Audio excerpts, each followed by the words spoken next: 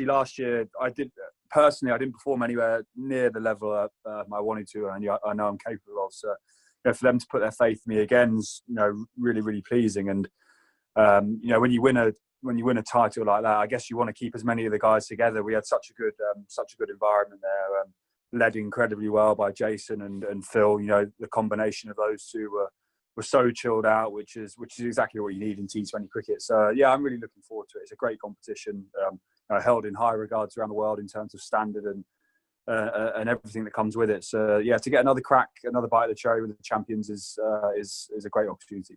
Yeah, it was a funny one. We were sort of very, very stop-start.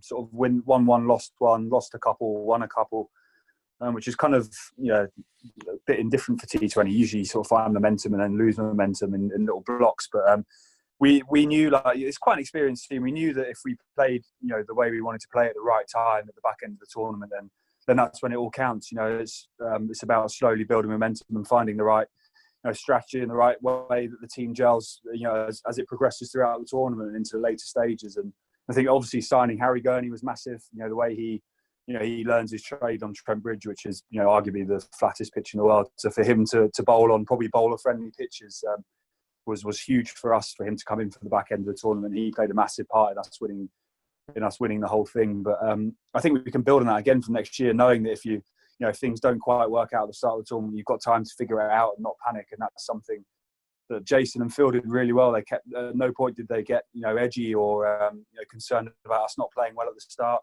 Everyone kept a cool head and we really turned it on when it mattered, which is a really good trait in the team. It was such a tight finish to the tournament. Not knowing where, if we could get through automatically, or I think the last couple of games we could have still got through in second, I think, off the top of my head. So it was really, really tight towards the back end, and that tied game just opened everything up. So we weren't really sure what was going to happen. But yeah, like I said, luckily we got through and somehow managed to beat Guyana, because they're serious. They're an unbelievable outfit. I think they're right up there with the best I've played anywhere around the world. So for us to perform like the way we did in the final was just incredible. Yeah, I think in general, like, from what I found playing different franchises, you need the right blend of experience and youth. And I think the more I've played, I think the more experience plays a part in winning trophies. The young guns are winning games here and there along the way. Obviously a few games along the way which are important, but I think you really do need a mixture of experience when it comes to the pressure games. And that's something we spoke about a lot in the Barbados team is keeping that cool head and experience. JP was fantastic for that as well. JP Doomley was a great leader in our group. Incredible cricketer and just as good off the field. So we're really lucky to have him around, in the squad, both off the field and on the field. So yeah, I think experience when it comes to the pressure moments and the big games in tournaments really helps you, win those games at the right time.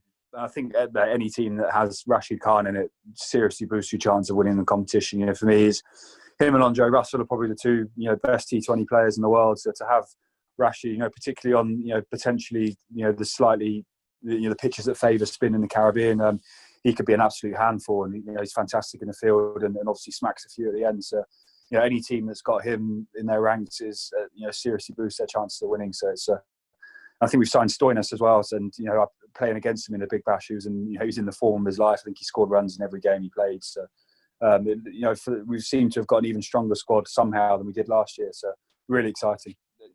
Some of the Caribbean players are some of the most talented cricketers I've played.